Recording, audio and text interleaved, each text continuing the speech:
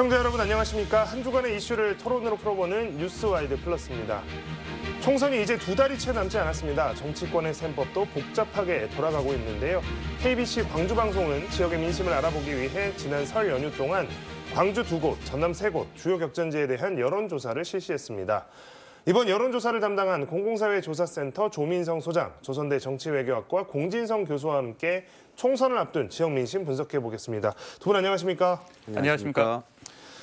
자, 먼저 광주 동남갑과 광산갑, 해남 완도 진도 선거구의 여론조사 결과를 살펴보도록 하겠습니다. 박성호 기자가 정리했습니다.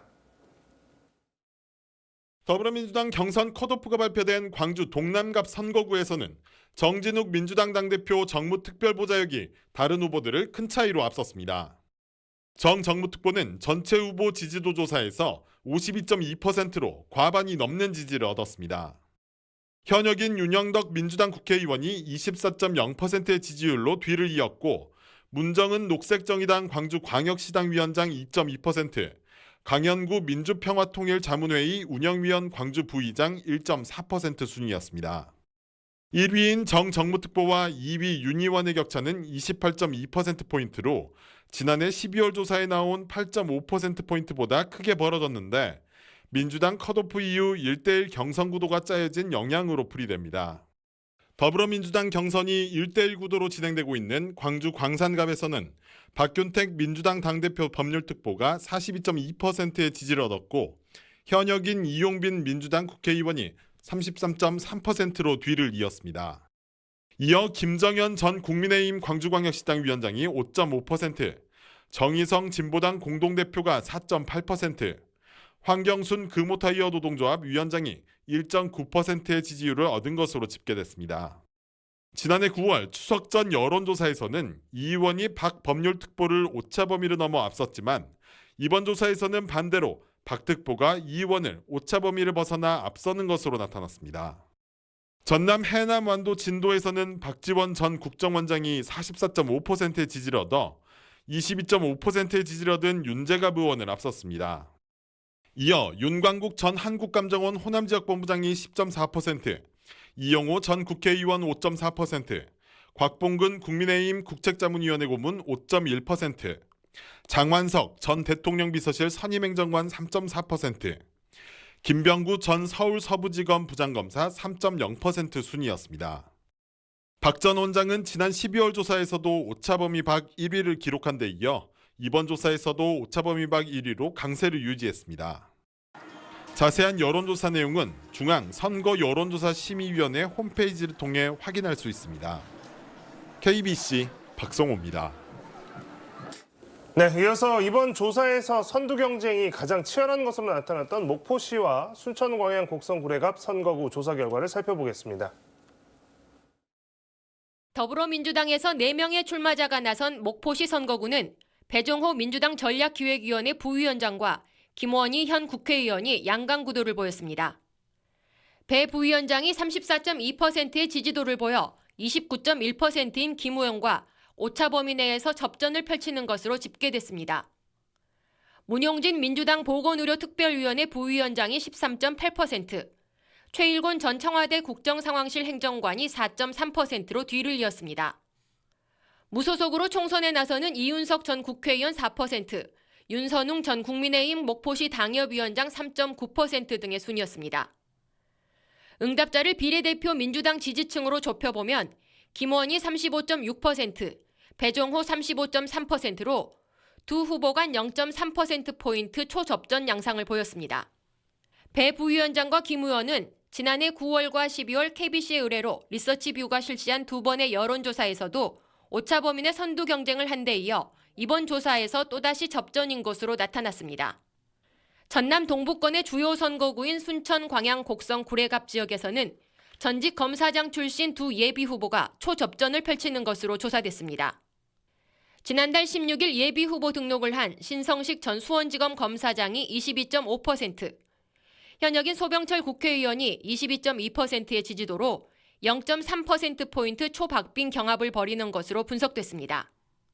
손은모 법률사무소 순천 대표 변호사가 12.7%, 서가번 전 국회의원이 9.7%로 뒤를 이었습니다. 민주당을 제외하고는 이성수 진보당 전남도당위원장이 9%의 지지를 얻었고 천하람 개혁신당 최고위원 6.7%, 김형석 전 통일부 차관이 1.2% 순이었습니다.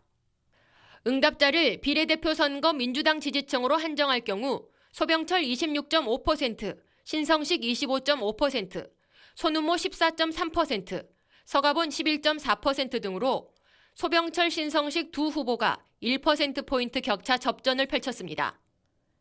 자세한 내용은 중앙선거 여론조사 심의위원회 인터넷 홈페이지에서 확인할 수 있습니다. KBC 임소용입니다. 네, 광주 두 곳, 전남 세 곳 여론조사 결과 이렇게 모두 보셨는데요. 자, 소장님 이번 결과의 특징이라고 하면 어떤 게 좀 가장 눈에 띄셨습니까? 광주와 전남 지역이 조금 다른 양상을 보이고 있긴 한데요. 일단 광주 지역 중심으로 보면 친명 후보 약진, 전남은 두드러진 친명 후보가 없기 때문에 그런 색깔로 결과가 나타나지는 않았고요. 근데 대체적으로 친명 후보 약진 이렇게 이해를 할 수 있을 것 같습니다. 자, 이른바 친명계로 불리는 후보들이 이번 여론조사에서도 좀 눈에 띌 만한 상승세를 뚜렷한 상승세를 보였다 이렇게 분석해 주셨습니다. 세부적으로 좀 보겠습니다. 이번 여론조사 결과는 자, KBC가 지난해 9월과 12월에도 여론조사를 실시했고 이제 다시 2달 만에 하게 됐는데요.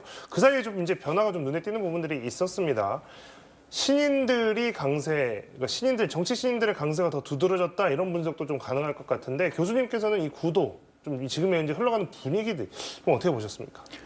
예전부터 우리 지역의 총선 때마다 나타나는 현상이긴 한데 언제나 이제 새로운 인물을 좀 더 선호하는 모습들은 보여왔습니다. 그건 이제 다르게 얘기하면 현역 의원들이 그만큼 지역민들에게 이제 만족감을 주지 못했다는 뜻이기도 하고 그리고 사실 여러모로 현역 의원들이 경선 과정에서 이제 유리하다고 하는 얘기들이 있는데도 조직세에서도 그다지 이렇게 뚜렷하게 앞서 있지 못한 모습을 지금 이번에도 확인할 수 있습니다.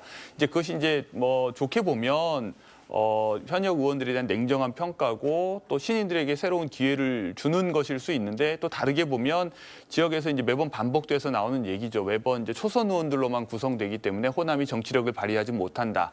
근데 그렇다고 해서 무능한 사람 또는 이렇게 딱히 업적을 내지 못하는 사람들에게 계속해서 재선의 기회를 준다고 해서 호남이 정치력을 발휘할 것 같지도 않고 이제 이런 딜레마 상황이 이런 여론조사 결과에서도 좀 엿보입니다. 자, 전남 목포 또 순천 광양 곡성 구례 갑 이 지역 보셨겠지만 이제 여기는 현역과 신인이 초접전 영상을 보이고 있고 지난 조사와 양상이 비슷합니다. 자, 이번 총선 그래서 더 말씀을 드리자면 우리가 이제 현역 프리미엄이라는 이야기를 많이 하지 않습니까? 사실 현역이면 의정활동 보고라든지 이런 것들을 통해서 자기를 알리기도 쉽고 특히 인지도면에서 큰 차이가 나는데 경선의 방식 때문에 그런가요? 현역의 프리미엄이라고 하는 것들이 이제는 많이 옅어졌다라고 볼 수 있을까요? 그러니까 애초에 역량이 좀 있는 분들이 호남의 공천을 받는 것이 아니라 약간 이제 당 내의 경선이라고 하는 좋게 좀 나쁘게 얘기하면 이제 쉬운 경쟁에서 이겨서 국회의원이 되다 보니까 이제 4년이라고 하는 어떻게 보면 국가의 지원을 받아서 선거 운동을 할 수 있는 기회를 제공받고 있는데도 그 다음번에 이제 그다지 큰 이제 인기나 지지를 받지 못하고 있는 현실이 이제 나타나고 있는 것이죠. 그에 비해서 이제 도전자들은 또 여러 명이 이제 처음에는 준비를 하지만 나중에 이제 그분들이 컷오프가 되거나 또 이제 그 경선에서 이제 약간 추려지고 나면 이제 이합 집산을 하는 과정에서 좀 더 눈덩이가 이제 커져서 지금 약간 대등하게 경쟁이 이루어지는 그런 구도가 나타나는 것 같습니다. 네. 자, 또 저희 이제 앞서 보셨던 곳 중에 해남안도 진도 지역구 저희가 이제 이곳을 여론조사에 이제 계속 여러 번 여론조사에서 다뤘는데 바로 박지원 전 국가정보원장이 지금 출마를 한 곳이죠. 그래서 이제 박지원 전 국정원장 같은 경우에는 이제 흔히 말하는 당에서 지금 논란이 되고 있는 올드보이의 대표 주자라고 할 수 있겠습니다. 추미애 의원 이야기도 나오고 있고 정동영 전 의원 이야기도 나오고 있습니다만 자, 이 당내에서 이 올드보이들을 공천을 줘야 되느냐 말아야 되느냐 이 문제도 지금 굉장히 시끄럽고 여러 의견이 나오고 있는 상황인데요. 이 내부 인적 쇄신이나 혁신 과정에서 걸림돌이 될 것이다. 아니다. 그래도 발언력이 높은 사람들이기 때문에 우리가 활용할 수 있다. 비등비등하게 나뉘고 있는 것 같습니다. 당 입장에서는 고민이 될 텐데 이분들이 이 선거에 이분들이 크진 않더라도 좋은 이미지로 영향을 줄 것인가 아니면 나쁜 이미지로 영향을 줄 것인가 소장님께서는 어떻게 보십니까? 저는 뭐 말씀하신 소위 올드보이들 박지원 전 원장, 뭐 정동영 전 의원 이런 분들이 고령에 또 출마를 하겠다는 게 국민들이 볼 때 그 뭐 충분히 이해하고 납득하고 동의하기는 어려울 것 같습니다. 이제 다만 지역 내에 뚜렷한 경쟁자가 없기 때문에 박지원 전 원장 경우에는 압도적인 지지율 경쟁 우위를 가지고 당에서도 좀 출마하지 않았으면 하는 의견을 내더라도 뭐 그러면 공천 없으면 뭐 무소속이라도 하겠다 뭐 이렇게 되기 때문에 당에서는 사실 이 견제를 하거나 컨트롤할 수 있는 상황은 아닌데 그렇게 누릴 만큼 누릴 분들이 또 이렇게 고령에도 정치를 하겠다고 하는 것은 우리 정치를 위해서는 뭐 좋은 모습이라고 보기에는 어려울 것 같습니다. 그 교수님 이제 이분들이 이제 국민들이 보기에는 올드보이에 대한 부정적 인식이 분명히 좀 있는 것 같습니다. 그런데 이제 실제로 그 지역에서는 뭐 박지원 원장 같은 경우도 뭐 고향이긴 하지만 실제로 그제도 뭐 활동을 하거나 이런 건 아니잖아요. 그럼에도 불구하고 굉장히 높게 나오는데 어떻게 해석을 해볼 수 있을까요? 일단은 이제 현역이 그에 비해서 이제 지지자들에게 이제 그 지역에 있는 당원들이나 유권자에게 만족감을 못 주고 있다는 거죠. 그런 의미에서 이제 경쟁력 있는 후보를 중앙당 차원에서 물색해서 공천을 한다면 다른 결과가 나올 수도 있는데 그냥 이제 현재의 상황에서는 이제 뭐 박지원 전 원장은 사실 공관위원장을 해야 오히려 어울릴 법한 그런 이제 이력을 가지고 계신 분이고 그런데 이제 현역으로 출마하겠다고 했을 때 그거는 이제 개인적 의미 외에는 큰 의미는 없는 것이죠. 그리고 여기서 또 하나 이제 그 지금 호남도 예외가 아닌데 이제 정치적인 이제 이 변화의 하나의 중요한 모습이 이제 나타나는데 뭐냐면 그러니까 유튜브 채널로 대표되는 그러니까 민주당 성향의 어떤 유튜브 채널에서 얼마나 많이 적극적으로 당을 옹호하고 또는 대표를 옹호하고 어떤 이슈에 대한 입장을 변화를 표명하느냐 이제 이런 것을 통해서 인지도가 급격하게 높아지기도 하고 당원들에 대한 영향력이 커지고 있어서 동시에 그 채널의 영향력이 굉장히 막강해지고 있는 건데요. 그 한 면을 또 보는 것 같습니다. 자, 이런 가운데 민주당이 오늘 24곳, 전국 24곳 선거구에 대한 공천심사 결과를 발표했습니다. 광주도 기존 3개 지역에 이어서 오늘 광주 동남을, 광주 광산을 이렇게 2개 지역구에 경선 발표를 했습니다. 지금 뭐 1대1 경선이 두 곳 다 치러지게 됐습니다. 그런데 굉장히 잡음도 많고 그다음에 논란도 많은 것 같습니다. 오늘 3차 심사 결과 소장님께서는 이제 어떻게 보셨습니까?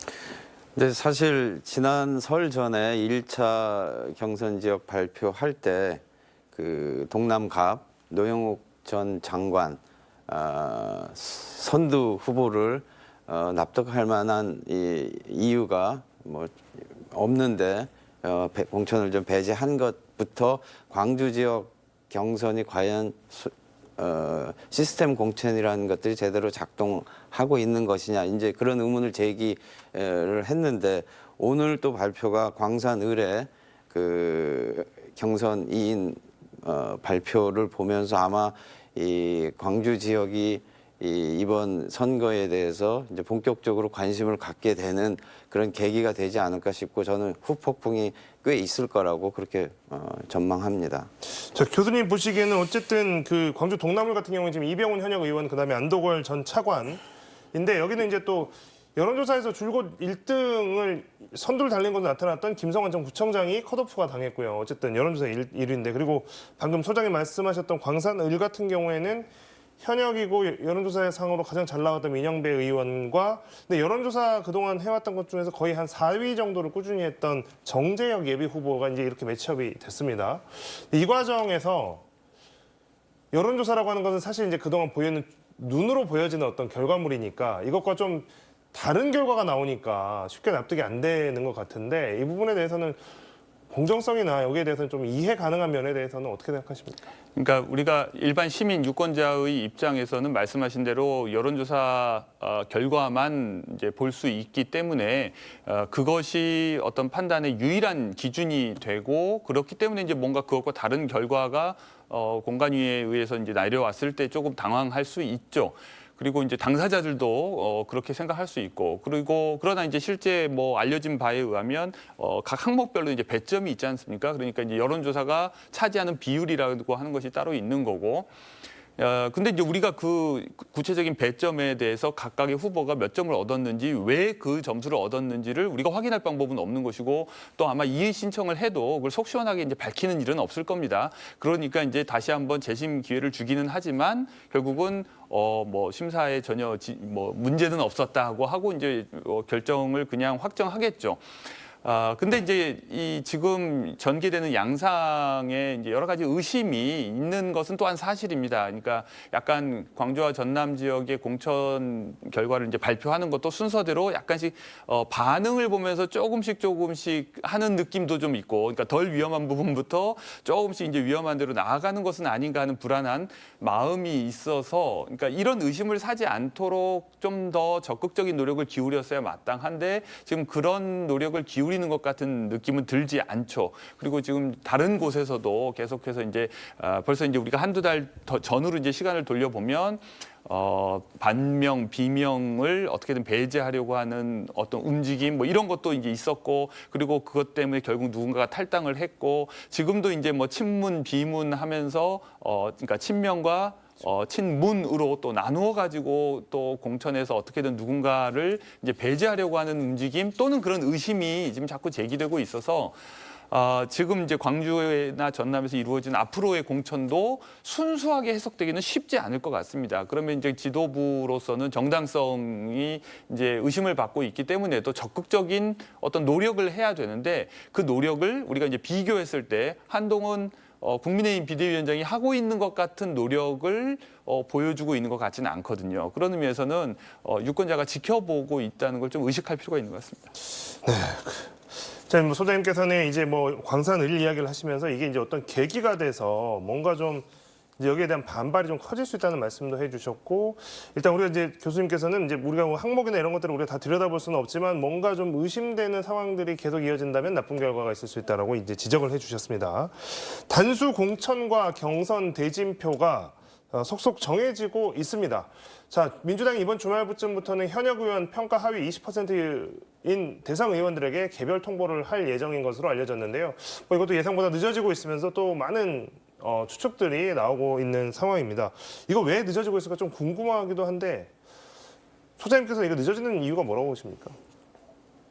아무래도 이제 이 선거라는 게 이 공천도 선거 전략 중에 좀 하나이기 때문에 시기나 뭐 방식 이런 것들은 조절할 수 있다고 봅니다. 근데 지금 뭐 광주에서 보여주는 것처럼 사람들이 의심하는 신뢰도에 대해서 의심을 하는 이런 과정들이 좀 반복이 되면 이제 공신력을 좀 잃게 될 텐데, 뭐 전략적으로는 아무래도 개혁신당, 뭐 신당을 견제하는 것 때문에 거기에 맞춰서 이 시기도 조절하고 그럴 수밖에 좀 없는 면도 좀 있을 것 같아서 최대한 이탈하는 의원들을 좀 막기 위해서 전략적으로 어쨌든 공천 전체가 조금은 늦어질 수 있지 않을까 이렇게 보고 있습니다. 네.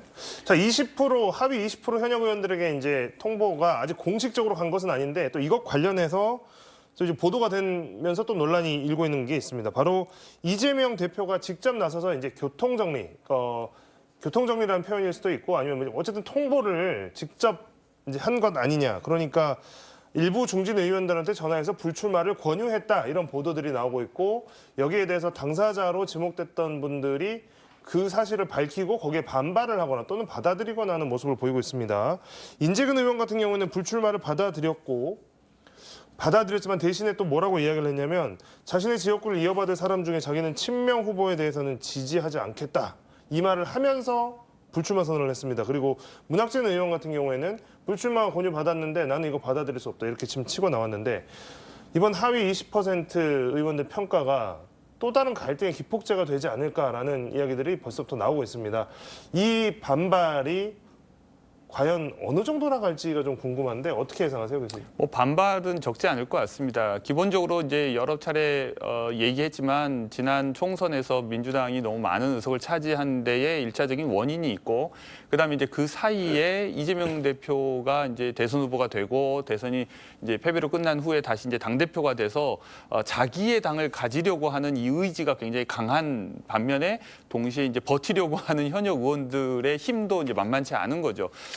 이 과정에서 이제 결국 이제 명분 싸움인데요. 누가 버티려고 하는 사람과 이제 밀어내고 이제 새로운 사람을 앉히려고 하는 사람들 사이에서 명분이 누가 더 있느냐, 또는 지역민들에게 또는 일반 유권자에게 누가 더 명분 있는 공천으로 인식되느냐가 이제 관건인데, 아직까지는 딱히 이제 뭐 균형추가 확 무너졌거나 이렇게 느껴지지는 않습니다. 그래서 이제 지금 약간씩 조심스럽게 진행은 하고 있는 것 같고, 그래서도 이제 당대표가 직접 전화를 해서 뭐 양해를 구하거나 뭐 여러 가지 이제 성의를 보이는 것 같기도 한데, 이제 결과적으로 좀 뭐랄까 살얼음판을 위를 걷고 있는 모양새입니다. 좀 전에 이제 소장님이 말씀하신 것처럼 기본적으로 이번 이제 구도가 한편에는 이제 개혁신당이 이제 제3지대에 세워졌기 때문에 이쪽으로 이탈하는 이제 현역 의원들의 수를 최소한으로 하기 위해서도 매우 조심스럽지만, 그렇다고 해서 처음부터 아예 이제 그냥 마음을 비우고 뭐 진짜 공정하게 또는 뭐 실력대로 살아남도록 하려고 하는 생각도 없는 것 같습니다.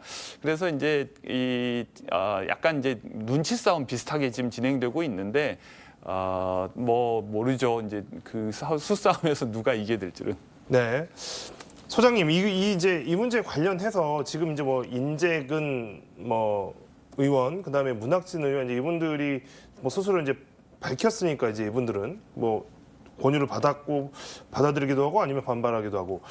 그런데 어쨌든 이제 현역 하위 20%가 발표가 되지 않더라도 결국에는 공천의 문제, 지금 태풍의 눈으로 떠오르고 있는 게 또 하나가 이제 친문이냐 친명이냐, 아까 이 말씀도 해주셨는데, 뭐 임종석 전 비서실장 이야기도 나오고, 그 다음에 이제 그 뭐 이광재 뭐 이 전 의원 이야기도 나오면서 뭐 누구는 살리고 누구는 뭐 경선 붙여주고 누구는 컷오프할 거다, 뭐 이런 이야기까지도 지금 막 나오고 있거든요.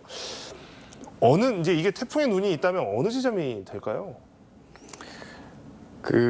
뭐 어쨌든 당이 또 당대표가 권한 행사 중에 뭐 이제 공천권 행사라는 게 있는데, 그게 국민들에게 설명하고 싶은, 강조하고 싶은 이제 그런 공천을 위해서는 뭐 잡음이나 뭐 갈등이나 뭐 이런 것들을 좀 극복해야 되는 문제는 있는데, 기본에 좀 충실해서 이 보통의 이 선거구가 좀 원칙적인 시스템에 의한 이 공천들이 이루어지면서 뭔가 이 권한을 좀 행사하는 그런 전략적 행위가 더해지면 큰 문제 없이 갈 텐데, 지금 제가 초기 과정이지만 지금 볼 때는 그렇게 제대로 된 공천으로 가는 조짐이 안 보여서, 저는 앞으로 하위 20%라는 것은 어쨌든 규정에 의해서 어쨌든 선을 그어야 되지만, 주관적인 요소가 강하기 때문에 그거는 임의로 사실상 결정할 수 있는 거기 때문에,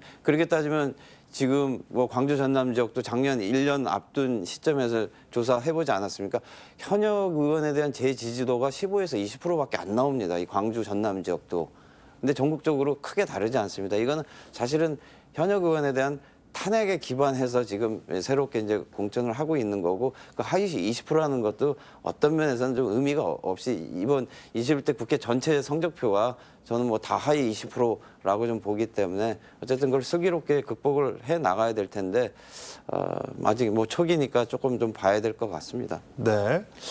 자, 광주 전남 5개 선거구 유권자들을 대상으로 한 이번 여론조사에서는 또 정부 여당 심판론과 586 운동권 심판론, 거대 양당 동시 심판론 등 어떤 견해에 더 공감하는지 유권자분들 또 시민분들에게 물어봤습니다.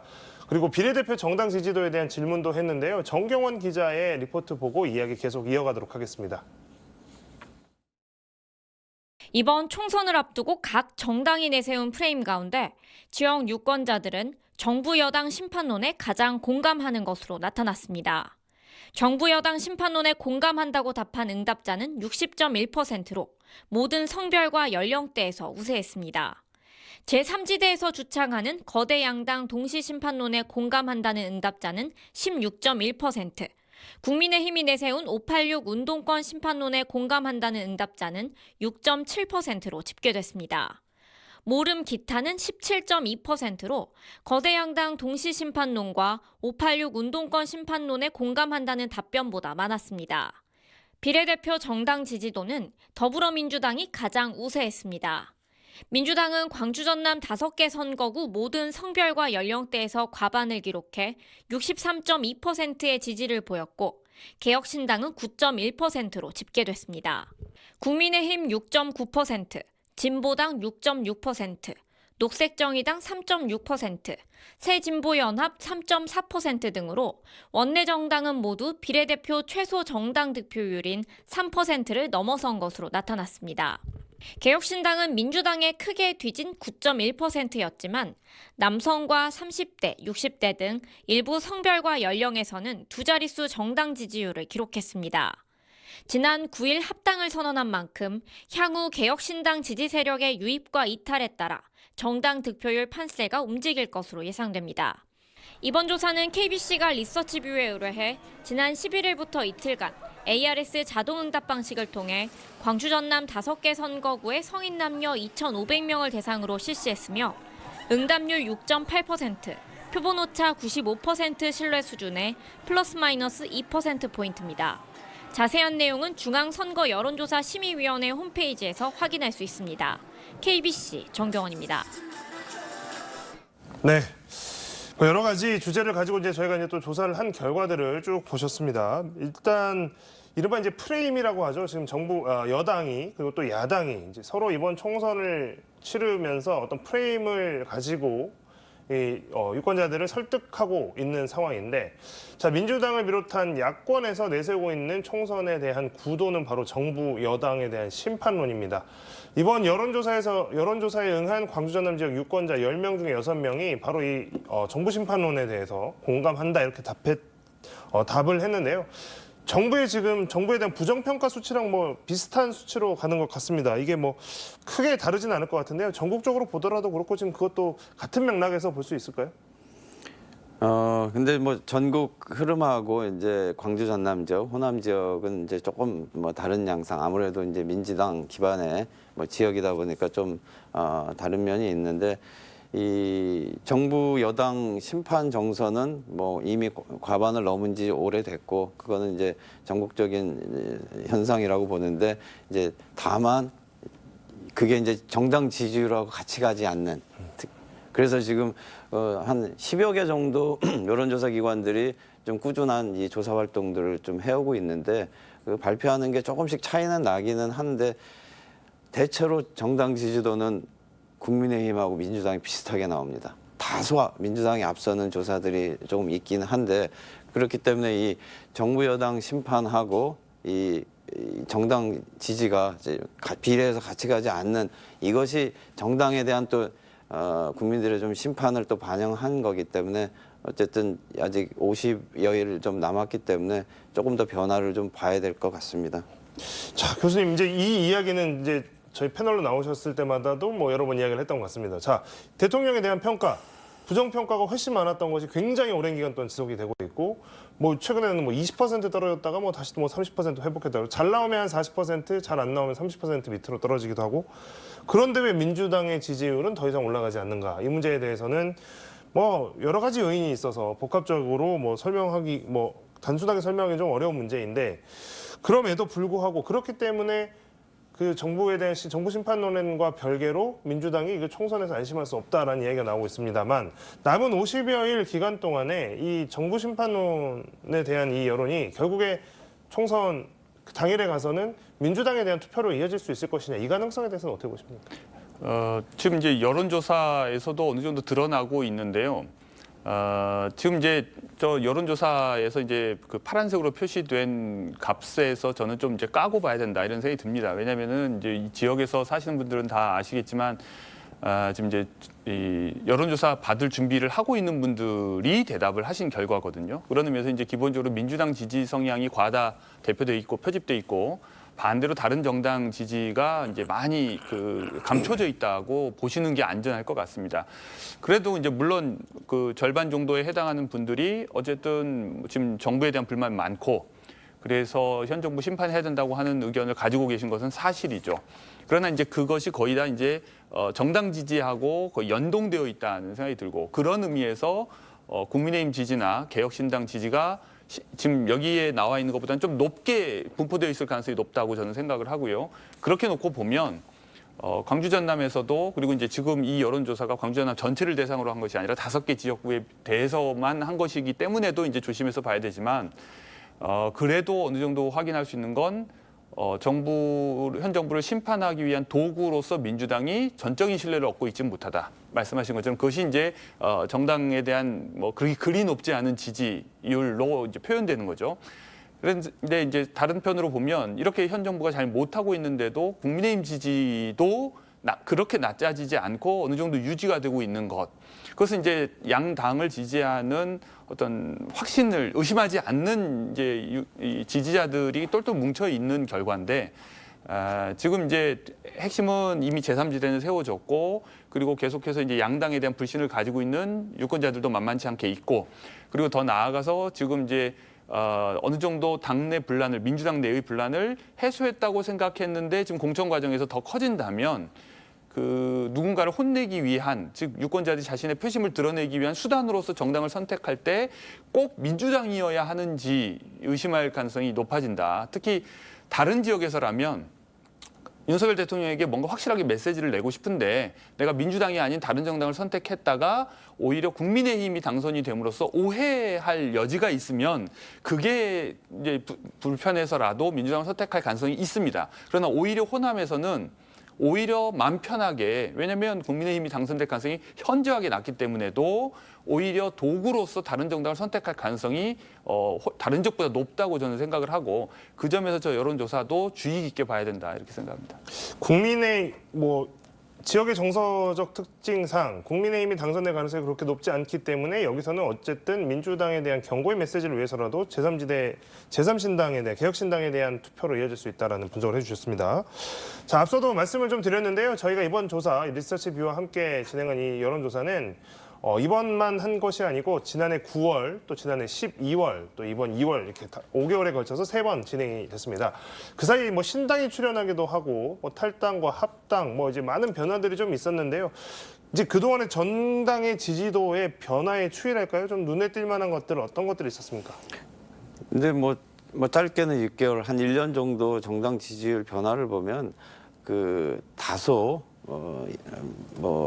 곡선의 변화가 있었다 하더라도 대체적으로는 사실 1년간 거의 유지 같은 지표가 지금 나타나고 있는 걸로 봐서 지금 아마도 제3신당, 제3지대 개혁 신당 최근에 이제 창당을 했기 때문에 그 창당에 대한 이 사람들의 인지 그리고 뭐 지지에 대한 판단 이런 것들을 하는 시간들이 좀 있어야 되기 때문에 한 3월 지나야 이 제3지대가 어느 정도 지지를 확보할 수 있을지가 보일 테고 그 과정 2월이 그래서 양 당이 어떤 공천을 하느냐도 상당히 그 개혁신당 지지에 반영이 좀 될 거라고 좀 보고요.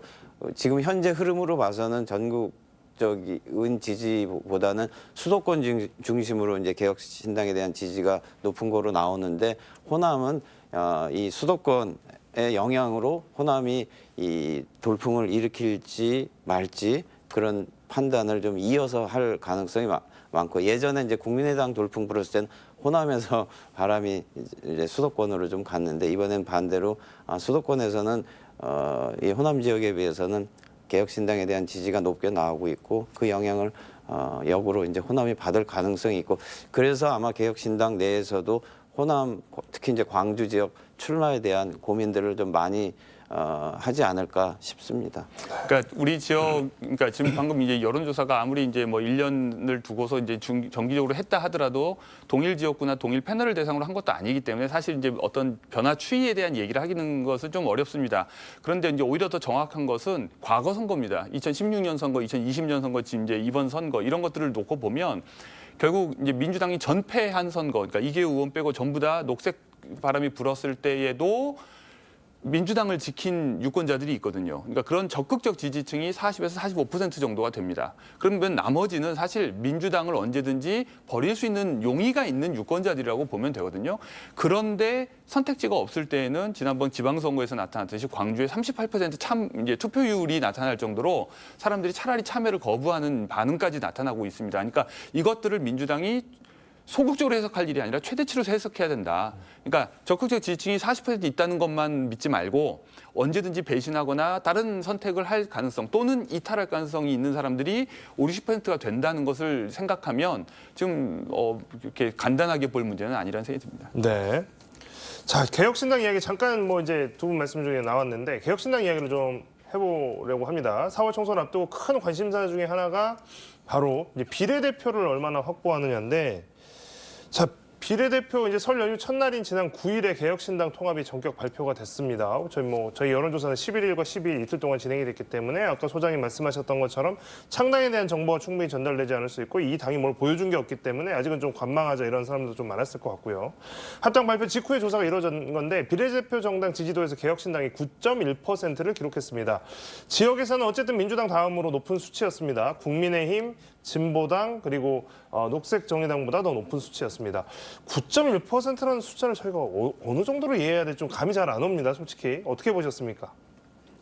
아직은 속단하기 일은 딱 그런 수치가 나왔는데 뭐 창당하자마자 이제 두 자리 숫자가 나왔으면 그거는 뭐 15% 20%까지 이제 금방 갈 수 있다고도 저는 이제 볼 수 있다고 보는데 아까 말씀드린 이게 선거라는 게 단기전에서는 그 주류 정당들이 어떻게 누가 더 큰 실수하냐에 따라서 이제 또 많은 변화를 주기 때문에 저는 이제 흐름으로는 이 30%에 달하는 무당층, 그다음에 관망층 뭐 이런 사람들이 전국 조사에서 한 30% 정도 이제 나타나고 있는데 이분들이 어디로 가느냐에 따라서 그걸 개혁신당이 많이 가져간다면 지금은 아직 두 자릿수가 아니지만 충분히 많이 올라갈 가능성은 갖고 있다고 보고요. 이제 전제는 그 두 당이 거대 정당이 어떻게 하느냐도 상당히 반영될 것이다. 저는 그렇게 보고 있습니다. 그러니까 이거는 이제 참고를 할 수 있는 초기 값에 불과한 거고 이제 앞으로 시간에 따라서 이제 여러 가지 변화가 생길 텐데 이제 무엇보다도 조국 신당이 이제 출범한다고 선언을 했고요. 그리고 여기 이제 조사에서도 나오지만 예전에 이제 용해인 신당이라고 해서 넣었을 때에 비해서 새진보연합 이렇게 이름이 낯선 이름이 들어오면 사람들 반응이 이제 낮습니다. 그러니까 이름이 각인되는 데까지 시간이 좀 걸리는 문제가 있어서 이것이 이제 구체적으로 여론조사에서 나타난 것이 이제 투표장으로까지 이어질지는 이제 미지수입니다. 그러나 이제 시간이 지나면서 좀 더 익숙해지거나 이제 방향이나 지향이나 이런 것들이 선명해지면 좀 다른 양상이 나타날 텐데. 또 하나 이제 변수는 이제 지금 선거 제도가 어쨌든 준연동형제에서 양대 거대 정당이 위성 정당을 만들기로 했고 그렇기 때문에 그런 행위에 대한 유권자들의 판단도 일정 부분 있을 겁니다. 그리고 더 나아가서 그것은 비례대표 명단을 짜는 과정에서 분란 소지가 또 하나가 있습니다. 이제 일반 공천과 또 다른 문제죠. 국민의힘 쪽에서는 예전에 이제 한선교회 난과 같은 이제 위성 정당을 만들었는데 이제 본당의 말을 듣지 않고 이상한 명단을 짜는 경우가 생길 가능성이 있고 마찬가지로 민주당 쪽에서도 비례대표 순번을 두고 당내 갈등과 뭐 당원들 사이에서의 비난 뭐 이런 것들 때문에 오히려 이제 일반 유권자들의 이제 신망을 잃게 되는 문제도 생길 수 있고 그리고 이제 마찬가지로 개혁신당도 비례대표 명단을 따는 과정이 순조로울 것이냐 이제 이런 것들에 따라서 앞으로 비례 지지율은 계속 변동이 있을 것 같습니다. 자, 이제 뭐 어쨌든 초기 값으로 이 9.1%라고 하는 것에 대해서는 이제 두 분 다 좀 더 지켜봐야 된다. 그리고 이제 합당하자마자 이제 치러졌기 때문에 아직 뭐 더 각인되어야 할 시간 그리고 사람들이 인지하기까지의 시간 뭐 이런 거 좀 지켜볼 필요가 있다고 말씀해 주셨습니다. 자, 비례대표제 그리고 이제 지역에서 특히나 이 정당에 대한 이미지를 생각을 하게 된다면 영향력 있는 지역구 후보가 나오는 것만큼 또 이 정당의 이미지를 끌어올릴 수 있는 것이 뭐 없을 것입니다. 그렇기 때문에 더더군다나 이 개혁신당이 어떤 지역구 카드를 갖고 있느냐가 더 관심인데요. 지금 뭐 전현직 의원들 뭐 지역구 출마 이야기들이 나오고 있지만 결국에는 이낙연 대표 또 이준석 대표 이 두 공동 대표가 지역구를 나가느냐 마느냐 나간다면 어디로 나가느냐가 개혁신당이 다시 한번 도약할 수 있느냐 없느냐에 중요한 또 계기가 될 것 같습니다. 3월 초에 결정한다라는 입장이 기본적으로 있는데 이낙연 대표 얘기를 좀 해보겠습니다. 이낙연 대표는 민주당에서 탈당하자마자 뭐라고 이야기를 했냐면 저는 불출마하겠습니다라고 이야기를 했고 그 뒤로 제3지대 세력 간의 통합 논의가 있을 때 당 안팎에서 이제 출마해야 되는 거 아니냐라는 요구가 강하게 나오니까 숙고해 보겠다고 했고 그리고 이달 초에 광주에 왔을 때 한마디를 더 보탰습니다. 그래서 출마를 한다면 광주를 최우선적으로 선택하겠습니다. 고민하겠습니다. 이렇게 이야기를 했는데 이 대화가 진행되는 거 보면 사실상 나오기로 한 거 아니냐, 광주에 나오기로 한 거 아니냐 이런 분석들이 좀 많습니다. 소장님 보시기에 광주 출마가 실제로 광주 출마를 할까요? 한다면 당선 가능성이나 영향력은 어느 정도라고 보십니까?